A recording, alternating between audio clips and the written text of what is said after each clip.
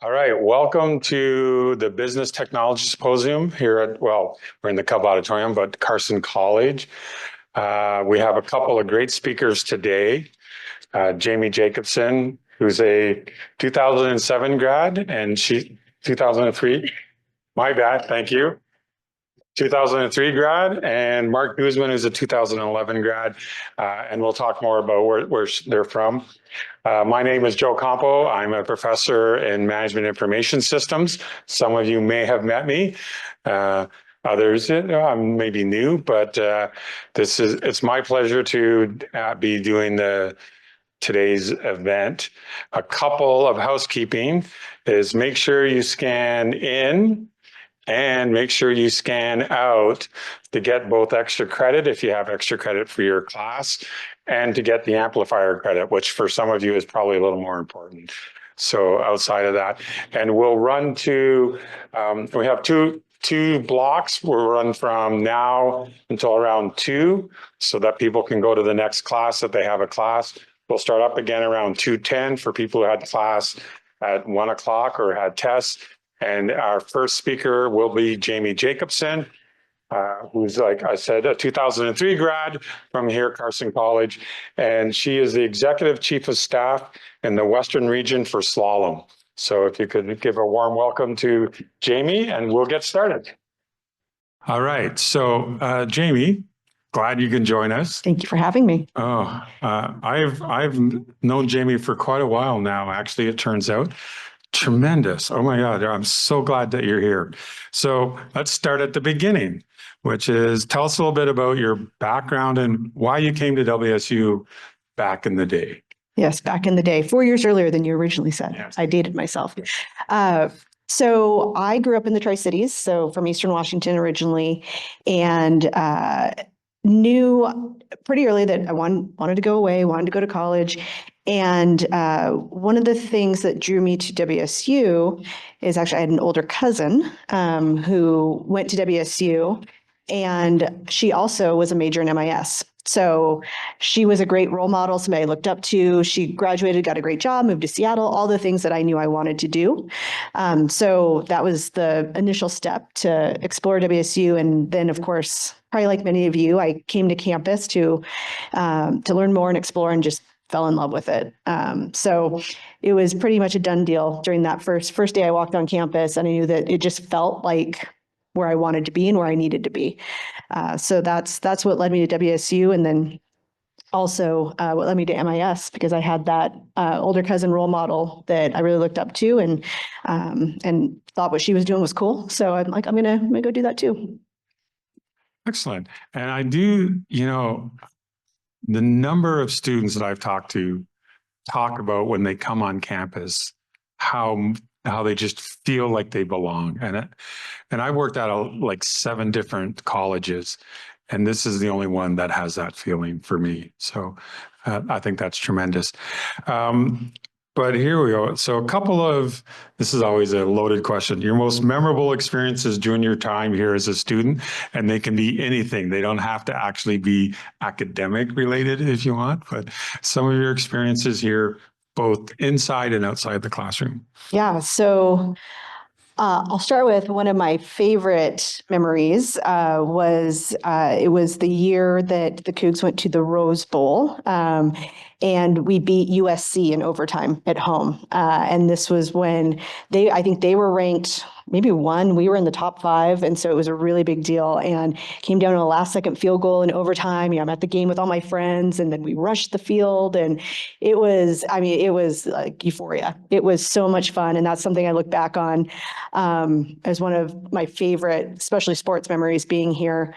And then I would say one of my other favorite memories, outside of, obviously meeting some of my lifelong best friends that I met in my dorm my freshman year, and we're all going to Cannon Beach together in a few weeks. So our husbands are now friends. So we've really kept all that alive. I was a ambassador, so it's called at the time, for the College of Business. So Janelle Lang, who I know is back, was here when I was a student, and I got the opportunity to go to different events, go to different high school recruiting affairs to promote WSU, and again, talk about why I loved it, why I enjoyed being a student there. So it was such an amazing experience, and something that definitely pushed me out of my comfort zone as a student to have to go stand at a booth and talk to random people.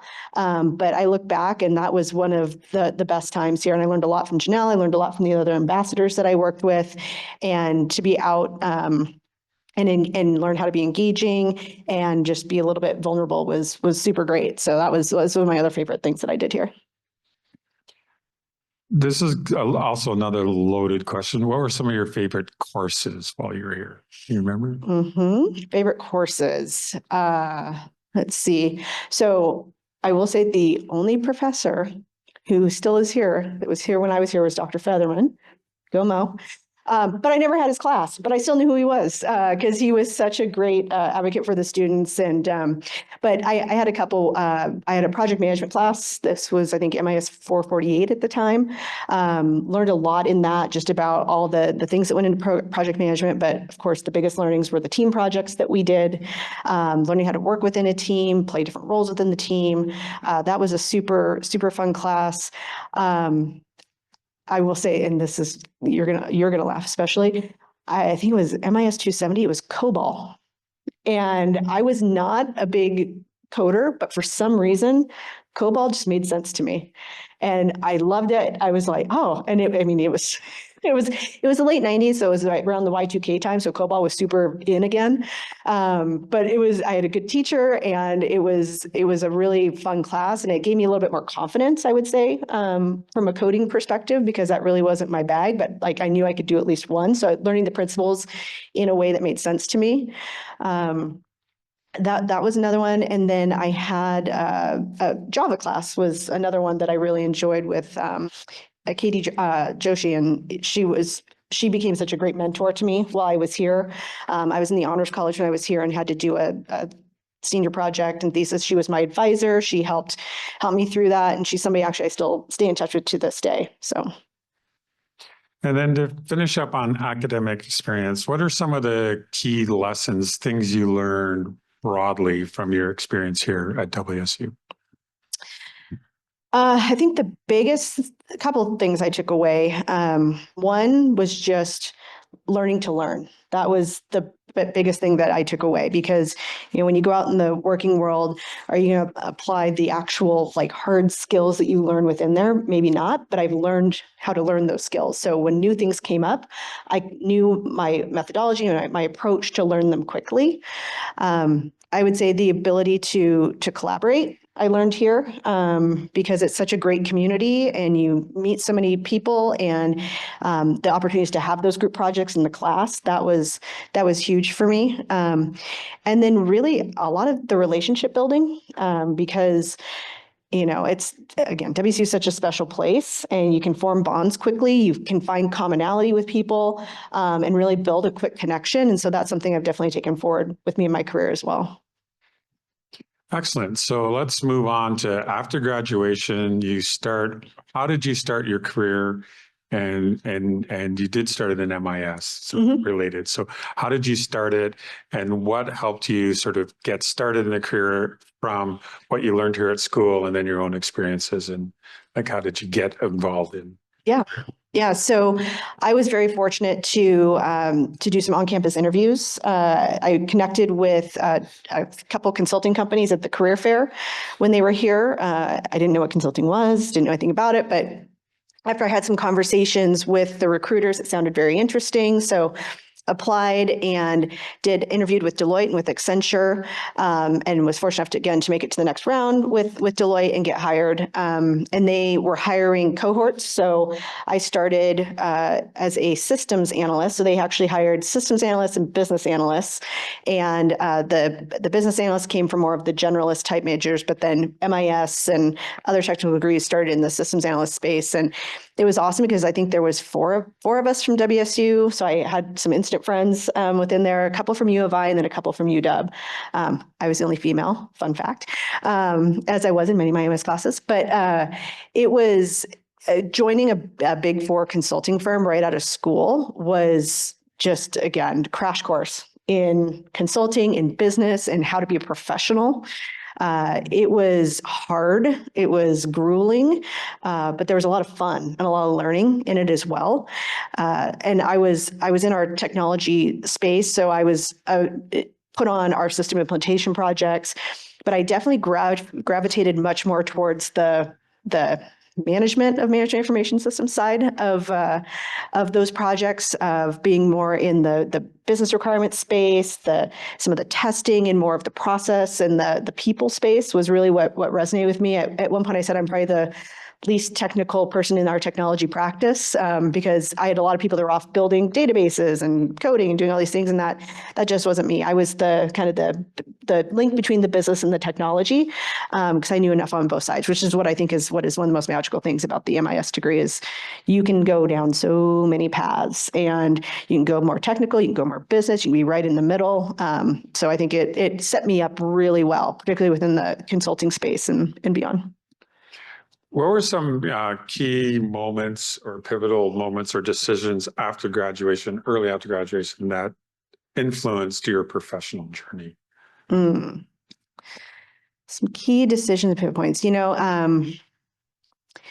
I will say that, again, I mentioned Deloitte, extremely rewarding, grueling, but I hit a point where I was on the road every week. Again, being in your early 20s and getting to travel and do all that stuff was awesome, but every week for many years, it got to be a little bit old. So I hit a point where I'm like, I think I want to leave Deloitte. And I assumed that all consulting was like Deloitte.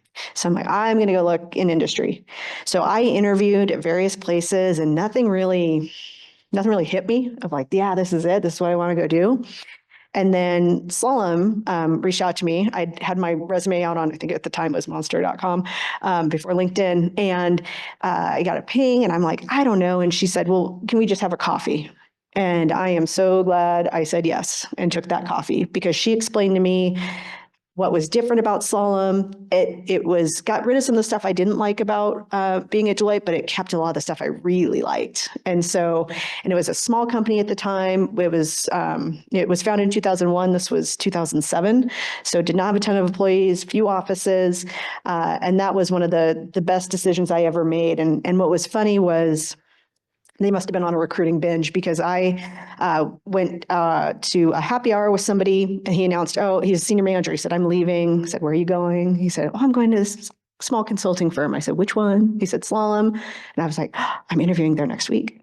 And then, so that gave me a bunch of confidence. It was somebody who I really looked up to and respected. And then when I was putting in my notice, my senior manager on my project, he asked me the same line of questions that I asked my other manager, and he was interviewing there at the same time. So there was a whole group of us that kind of picked up and went and are still there. So that choice to go to Slalom was, I think, one of the best things I could have done in my career. I've been there 17 years now, which is insane to me. And I've gotten so many different opportunities. And a lot of the different opportunities that have come within Slalom have come from me just saying yes. And just taking on whatever's new, taking on things that maybe I'm not fully confident in, but it has led me down so many different paths to learn and to grow and to ultimately lead where I am today. That's great. And actually, for me, that's one of the best lessons you can learn navigating your career. Frequently, it's saying yes. It's like not overthinking, okay, I can try that. Taking on new challenges, new opportunities. That is an important part of how we get to where we are. Mm-hmm. How did you navigate, because I'm sure you had them, because we all do, those early sort of challenges and maybe even some setbacks early in your career? How did you navigate them, and what lessons did you learn from them? Yeah, there's definitely many learning opportunities along the way. There's one, I told this story in a class earlier today, but obviously it stuck with me. I was running release management for a large system implementation that we were doing with Deloitte. And there was something that came up that in the back of my brain, that spidey sense kind of went off, like, oh, this doesn't feel right. I'm not sure this is going to work well, but I didn't say anything. I didn't raise my hand. I didn't raise a risk. I didn't do anything. And then what I thought was going to happen, happened. and the client was not happy. And so I took ownership and said that was my miss. I had to come up with the plan to mitigate it. I mean, I had a really great manager at the time who was more supportive than scolding and helped me figure out how to navigate it.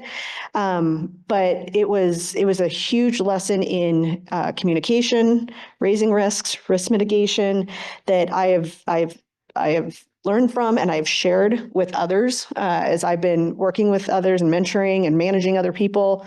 But the thing that I've learned is whenever there is a setback, the key is to learn from it, grow from it, take it as an opportunity and give yourself a little bit of grace because none of us are perfect. And there's many things that we don't know that we'll never know. And so sometimes there's just mistakes are made. And the biggest thing you can do is to take accountability, own it, and learn from it and move on.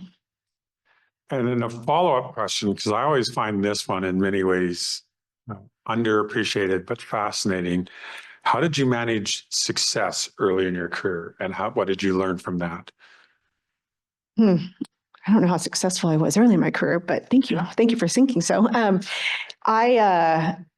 I will say the thing I've learned along the way is to have good mentors, to have good advocates, to kind of surround yourself with personal board of advisors. I've got a handful of people that when something comes up, that's who I go to for advice, for here's what I'm thinking, or I'm lost, can you help? And then as I've progressed, it's being those things for other people and recognizing those that have helped me and helped lift me up and pulled me along, maybe sometimes kicking and screaming when I didn't want to do something, but ultimately learn from it. That I want to be for other people and I want to pay it forward. So that to me is the best thing I can do to recognize where I'm at is to help others get there too. So what skills did you have early that you thought were critical to your success, especially early in the career? I would say probably my communication. That's something I've generally been able to do, written, verbal. I will say I got a lot more comfortable being in front of groups and public speaking and leading meetings and things as my career progressed. But also, I think the ability, and maybe I didn't have this as much early on, but I've gotten there, is the ability to work in the gray and in ambiguity and to be okay not having all the answers, being okay saying, I don't know, but I'll go figure it out, and being comfortable with that. Being comfortable just going off and solving a problem. I think I've also always been curious. So asking questions has been really helpful to be more of a learner than a knower, I think is really important. And so those were skills that I think I had maybe scotches of early, but have grown and developed over the years. Excellent. So that's always a tough question to answer. Mm-hmm. But, I don't think I had any skills when I first came out. So what are sort of one or two skills that you wish you had learned at school when you were here? I wished I would have learned. I think one thing we touched on this in a class earlier today was when we would do group projects, I always, which is probably gonna shock all of y'all, naturally went to the leader role of like, okay, we're gonna get organized, we're gonna do these things and blah, blah, blah. And I wish I would have at some points just been a team member and kind of step back, let others take the lead, because guess what? It worked. I'm not always in charge. And so it's good to learn the different roles within a team and be comfortable flexing and knowing in every different situation what your role should really be. Because there are times when people are expecting you to be the leader and step up, and you got to recognize that. And there are times when it's very clear that you are not the leader and you're there as a contributor, a participant, whatever it might be. And quite frankly, it's good to have the mix of all of it because we can't all be leaders all the time. So you touched on this a little bit, but let's come back to mentorship, which has been very important to you. And can you talk about a specific instance where a mentor played a crucial role in your development and in your career? Yeah, I had a mentor at Slalom. She was also my manager at the time, but she kind of fluctuated between both. And I was on a project where I was completely over my skis. It was one that I had done a role on the project, liked what I did. So like, okay, we're going to give you this big thing that's coming now, and you're going to program management, you're going to do all the things. And it's like, yeah, I can do that. Like, no big deal. But I got into it and I recognized that there were certain things that try as I might, I just wasn't cracking the nut on. I don't think it was, the program structure was not really set up in the right way to lead to success. A lot of it fell on a single person, which was me. And I had learned from my previous incident, and I was, not only was I raising my hand, I was raising the red flags and flashing lights of, hey, this is not going well.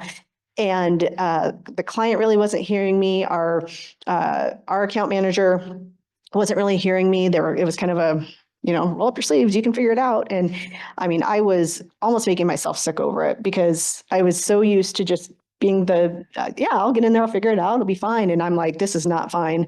And so I went to my mentor, who was happening my manager at the time, and I finally said, I'm like making myself sick. I'm not sleeping. I'm like, this is a disaster. And she just very calmly said, okay, we'll get this figured out. And I said, I think I need to pull myself off. And I thought, this is going to be it for me. Like I'm done at Slalom. Like I'm going to be wear the scarlet letter of the person who failed on a project and had to be, and rolled herself off. And she handled it and helped me navigate it in such a positive way that, and I've told her this, like she honestly saved my career at Slalom. Like I was going to quit if they did not provide me relief on the project. And when I was able to get out, I was worried that nobody else would touch me. And she continued to be an advocate for me. She continued to help me. And she was actually the one, when I first stepped into a chief of staff role, that was her recommendation, because she realized I was feeling a little lost, needed a kind of a confidence boost. And she's like, you know what? You've done client facing, like this is gonna be a little detour. And I think it'll be really good for you. And I think you should do it. And again, that was several years ago now. And now I've been in the chief of staff role forever. And that I feel like this is the role I was meant to do. And none of that would have happened without her encouragement, her being there, her empathy, her advocacy. And so that was one time, I mean, very clearly stood out in my career where a mentor played such a huge role. And what I like about that story too, and it's something that I think we should remind students of, at a certain level, you should ask for help. And I think sometimes we're reluctant to ask for help because we don't want to be seen as failure. Absolutely. And ask for help because frequently we have people who will go, okay, yeah, no, we can make this work and we can find a way to, and so sometimes just ask for help. So yep. That's a good thing to do. What advice could you give students about starting to build sort of their professional network? And I think at a certain level, this is when you need to start it. What advice would you give them for that? Yeah, one, I would say take advantage of opportunities like this. Take advantage of opportunities where there are professionals on campus and they're hosting networking events. Anytime you see a small group event, like take advantage of that. I know that Rob and Joe have been so great when been on campus the last couple of days of organizing like small group meetings. And then when you have people here and you meet them, reach out to them on LinkedIn.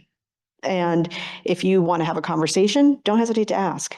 I think one of the best things about WSU is it's, like I said, it's such a community, and Cougs help Cougs.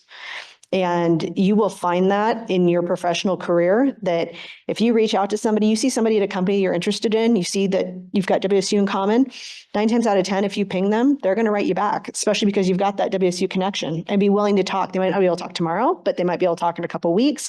So just put yourself out there just a little bit and just start building those relationships. And again, they don't have to be formal. They don't have to be, it's a conversation. And that's the best thing you can do. Yeah, that's great. So let's pivot a little bit to sort of technology and the future of work. And how do you see the big one, and this is really open-ended, how do you see technology transforming traditional roles in organizations? Yeah. Well, one of the best things about business technology is it's always changing and it's always evolving. And that's where that whole learn to learn comes in that I was talking about earlier, because you have to change with the times or you get left behind.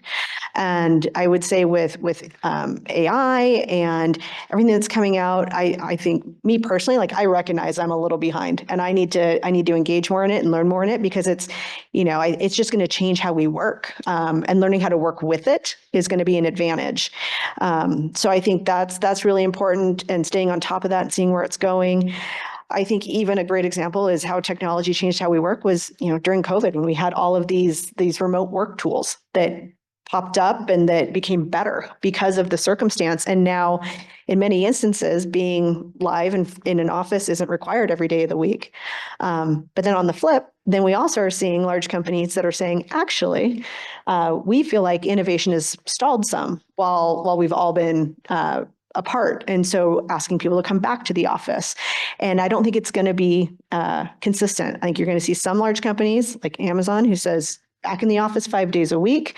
You're going to have, well, like our company, we say we meet clients where they are. If your client says you need to be on site 2 days a week, be on site 2 days. Say 5, you got to be on site 5. If you're not on a project, we want you in our office a couple days a week. So I think we're going to continue to see all of that change and evolve as the business climate changes, as the market changes, and honestly, as the job market changes. We see that all the time where, the power dynamic shifts between employees and companies based on where there's the demand and the crunch for talent. So do you see the big emerging trend is generative AI. Are there other sort of technology trends that you see are impacting on organizations and changing how we do work? I would say a lot of the business applications and platforms like ServiceNow and Workday and all of those things are really coming to the forefront, and businesses learning how to work with those and implement those. And really, it's a lot of the tools that connect and also bring efficiencies is what I'm seeing of where we're seeing some of the technology trends, and also to bring better connection to customers, better customer experiences. We're seeing a lot of that, but within the AI space, we're seeing our clients. There's a lot of prototyping, proof of concepts. We want to try some things out. What sticks, what doesn't, and when we do this, what other things do we need to be thinking about? Because there's obviously still a human and business element that wraps around all of AI. We're looking at Slalom with our software engineering and product development, AI agents. So how can we code quicker and do more repetitive processes? So we're starting on the 50-yard line, not back in the end zone. So it's there's a lot of move towards speed and efficiency, and ultimately, I'm hoping that we're setting ourselves back up for more growth. And we talked about this a little bit, but can you expand a little bit more on remote work and flexible arrangements and how that's changing culture in organizations too? So yeah, it's interesting because for Slalom in particular, our culture is just part of our core of who we are, our secret sauce. It's that connection. It's having fun together. It's collaborating. And so a lot of that, obviously shifted during COVID when we were all remote. We all tried creative ways. I mean, how many virtual happy hours could we do? It was, that trend faded out very quickly. But the opportunity to then come back to the office, one of the things we noticed, because we also during COVID, we saw a huge uptick in our business. We hired a lot of people, and we hired them into remote roles. And so they never experienced kind of the pre-COVID Slalom culture. And so now as we're moving back and we're trying to get more engagement and all those things, people don't know what they don't know. They don't know what they're missing. Whereas some of us that had been there a long time, we're like, yes, get us back doing the fun stuff. But so it's finding that right balance between the two, which has been super interesting. And for me, because I work support many offices across the West region, I don't have to go into the office a ton, but I get to go into some other offices outside of Seattle. But when I do go in the Seattle office, I do recognize the value of it because I have so many hallway conversations or things that we could solve in 10 minutes that I would have had to set up a Teams meeting for to have a conversation. So it's our CEO said we have to earn the commute. So we've got to show you why it's valuable to come into the office, not just be there to be there. So I think we're going to continue to see that evolution as well. Yeah, I agree. I think we're going to see more, and it's going to be different, like you talked about, but I think we're seeing more 3 days a week, 4 days a week.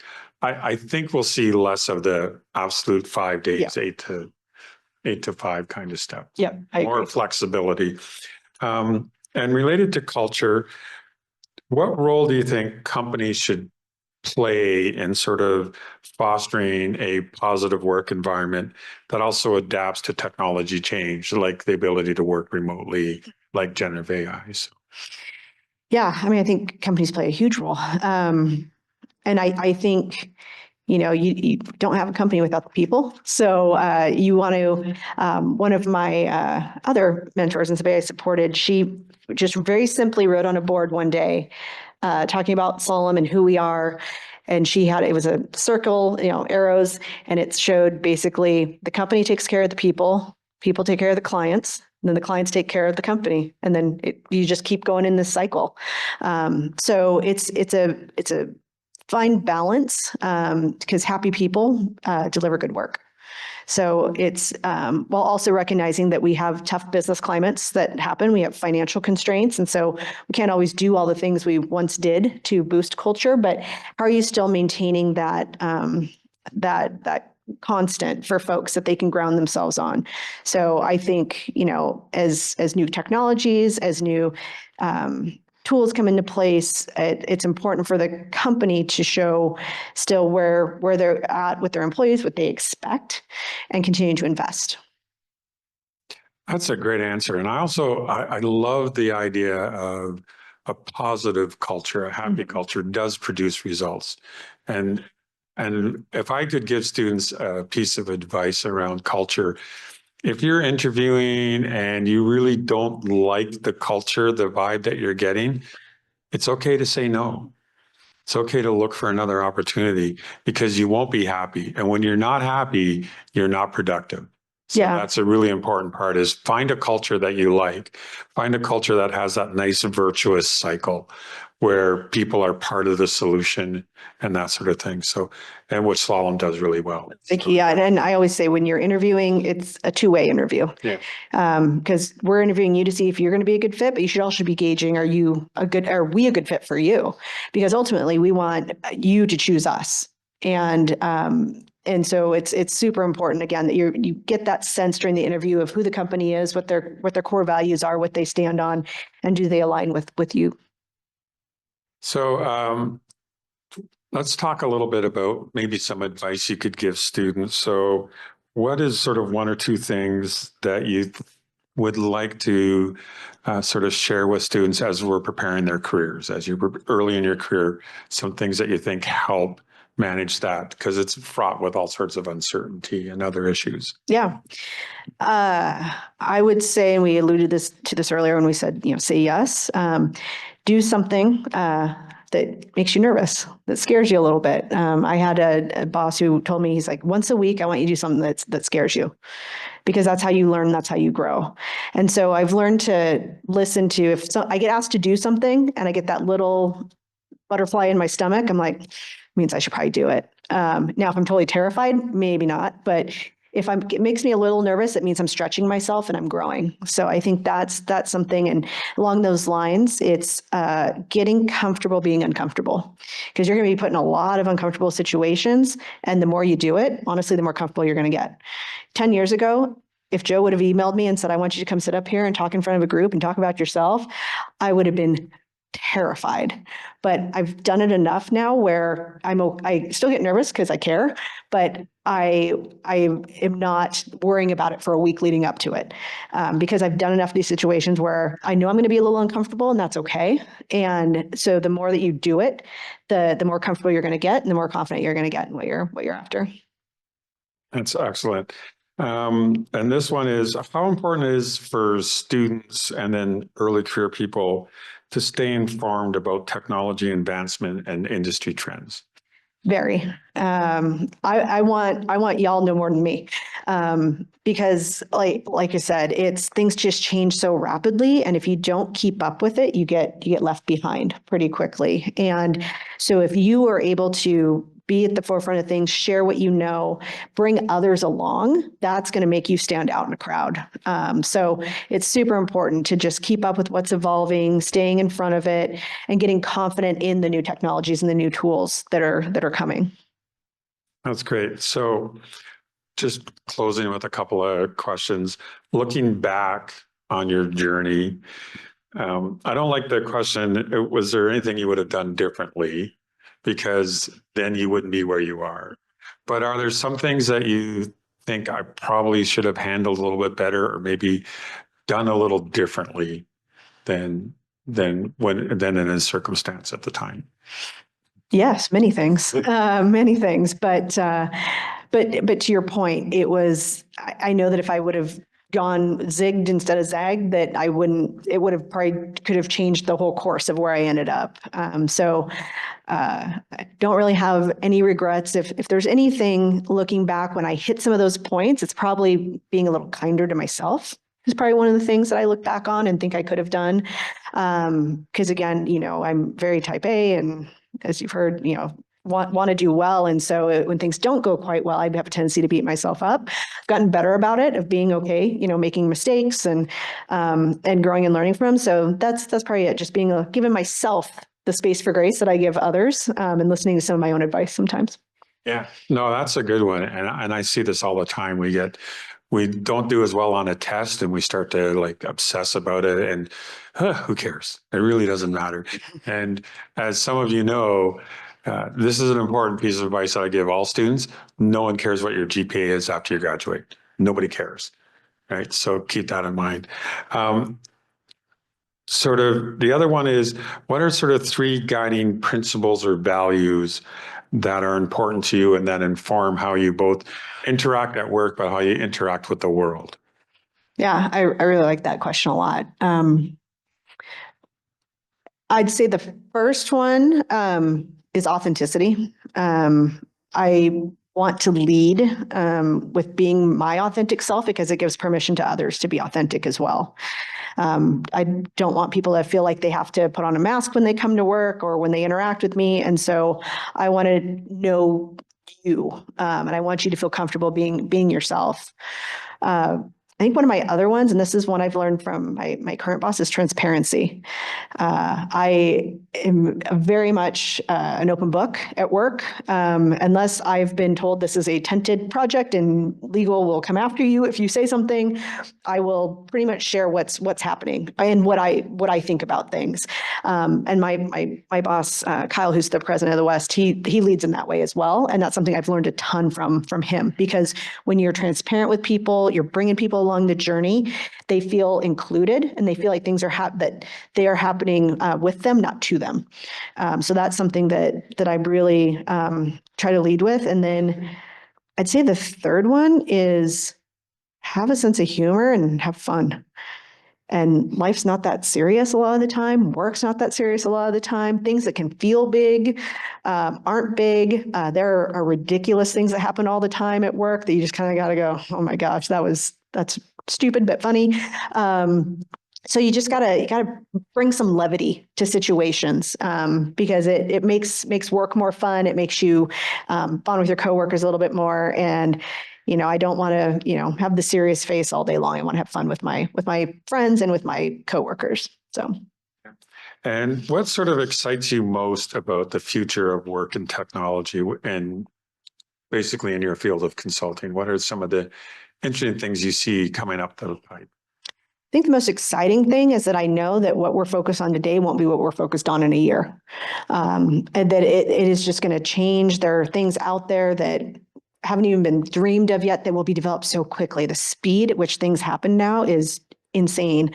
And, I got asked the other day of like, what do you think your next role will be at Slalom? And I said, it's probably not even a role yet. Like that's kind of how it's been as our company has grown. When you have growth, when you have new innovations, there are new opportunities and roles and jobs that just didn't exist before. And that's what makes things so exciting. And that's what makes, progress and the speed at which it's coming super exciting. And then the last one, how can students engage with the technology landscape while they're still here in school? So what resources would you recommend? So more practical. Yeah. I would say podcasts are great. There's a ton of good ones out there about things that are being developed and cutting edge. And reading, conversations, asking questions of professionals. I think there's just so many resources out there right now. I mean, ask ChatGPT what you should be looking at for the latest technologies. But there are just so many resources. It can be overwhelming. So I'd say kind of pick some focus. And while also it's great to focus on the latest technologies and innovations, like I've talked about, kind of ground yourself in some of the softer skill side as well. There's a lot of good books out there, Radical Candor. There's Culture Code, like so many great books out there that lead with kind of culture and how you should be in the workplace and what's important. So. And just to wrap up this part, is there anything else you'd like to share with us that we haven't covered today? No, I would say, well, thank you for having me. Hopefully you've taken at least one nugget away. I would say also enjoy your time here. It goes so fast. And again, 2003, like I cannot even believe that it's been that long since I've been here. But when I come back, it almost feels like no time has passed. So, and once you leave and have the opportunity to come back, give back, share your story with students, do it. Because hopefully you will benefit from it as will they. So again, just enjoy your time here. Pullman's amazing. Go Cougs. Go Cougs. So thanks, Jamie. I picked up a few nuggets. Now, if you have some questions, I would like to see some questions. So if you have a question of Jamie, that would be great if you could do that. And there's mics around, so Angie's bringing the Angie mics will now. help you send the mic around. Oh, I just had a question. What skills are most crucial for the next generation of MIS professionals? It's a good question. I think I touched on a few of them. That ability to learn, the learn to learn quickly, the collaboration, and the communication. Again, communication early, often, learning how to communicate verbally, in writing, PowerPoint presentations, through data, even. So many of those I use day to day, and I think those are super important in almost any profession or any company you'll go to. Yeah, and I would follow up. The most crucial skill is paying attention and learning the new skill. I get sometimes, even I've been in this business for quite a while. I feel like I'm a bit on a hamster wheel, but I love learning, so it's not that big of a deal. But that is the best skill. Being able to adapt and learn is really what Jamie has been talking about. Sure. You talked a little bit about culture of the company, but what else about the Chief of Staff role made it feel right for you and made you feel like this was what you wanted to do? Yeah, it's a really good question. For me, it was I had the opportunity to really be a connector of things. One of the things I love about my role is that, in a company, there's various things happening all over the place. So I go collect the dots, and then I connect the dots is one of the key things that I do in my role. So I'm piecing together if something's happened over here, oh, maybe that actually applies over here. So it's kind of being the glue. It's almost like a glue roll, right? And I also like that no 2 days are the same, that I get to do so many different things. I get, I have my regular rhythm stuff that I do, but I get to learn from so many of our senior leaders as well. So I get to be in a room with a lot of really smart people, and I get to herd them around sometimes like cats, but then I get to learn from them too. And it's incredible. And then I get pulled into so many different things within our company that as we're taking on some big, new, gnarly things of how we actually operate as a company, I get to be a part of that and influence it. So it's been a super rewarding position. And I just love that it changes constantly. You kind of touched on this earlier, and this is like more of a personal question, but in your career, how did you actually like define your own success, and how did that push you to like accomplish more and like try different opportunities? As far as defining my own success, I would say that it would, well, when I would look for new opportunities, it's usually because I realized I was getting bored. So to me, that meant like, oh, maybe I've done all I can do in this space. So now it's time for me to go. Or transparently, I might get a little impatient in my role or just be a little cranky. And I'm like, ooh, like I don't love how I'm showing up. I think I need to challenge myself to do something different because this is telling me this is a little old hat. And and then as far as defining success, I mean, for me, there's some external with that of being told like you're doing a good job, but there's also a lot of internal too of feeling like I've done all I can do. I'm super proud of the work I've delivered, and I know I've done it to the best of my ability. So because you can't always rely on some of that external gratification because companies and managers and they all operate in different ways. So you got to figure out like what makes you feel good. It's a great question. My next question would be, if you were to go back to your freshman self, what would you tell yourself going into the future that you should do? Have a little more fun, honestly. I mean, when I came in as a student, I took a lot of stuff very again, you should take stuff seriously and all that. But again, it goes back to a little bit of that space for grace of making sure you're finding that right balance of, I obviously want to do well in school and take it seriously and learn because I want to set myself up, but be present in the moment a little bit instead of always looking at what's the next thing ahead that I need to do. Like be present and enjoy being here, enjoy what I'm doing. Because again, it goes like that.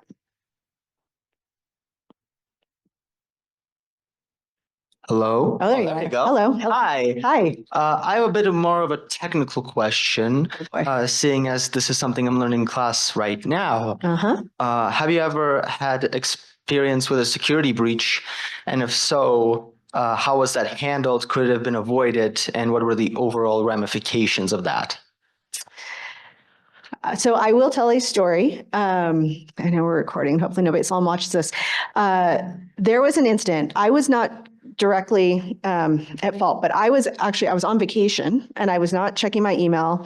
And we have a text alert system at Slalom. It's basically like if there's a security incident by the office or whatever it might be. But there was one that came out and said, everybody's password's being reset. And I'm like, ooh, that feels serious. And so I texted somebody at work, and what had happened is a email had come out spoofing one of our executives, and there was an attachment on it and saying, attached for, probably something great, I don't know. And so people were opening it and asked for their credentials, and people were putting in their credentials. And then those bad actors were taking the credentials, going into Workday and rerouting people's paychecks to a different account. So that was bad, obviously. And so obviously that got found out. And I was like, man, that was actually a very smart scam. Like use your powers for good, people. But it was, our Slalom jumped on it quick. And obviously the full password reset. And we've had many changes to our policies and processes put in place, a lot more training. I was talking in class earlier today, we get a lot of emails from IT testing us of, are you going to click on this link or not, or do the right thing and report it as phishing?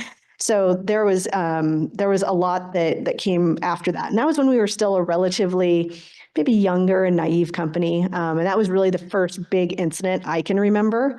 And luckily that was internally at Slalom. But for us, we also have our clients' data to think about. We've got all sorts of things. So we have a chief information security officer now who is amazing and does a lot of really great work to make sure that we stay safe, both in Slalom and with our clients. So it's good question. All right, we have time for one more question. So I'm a marketing major and specifically interested in sales.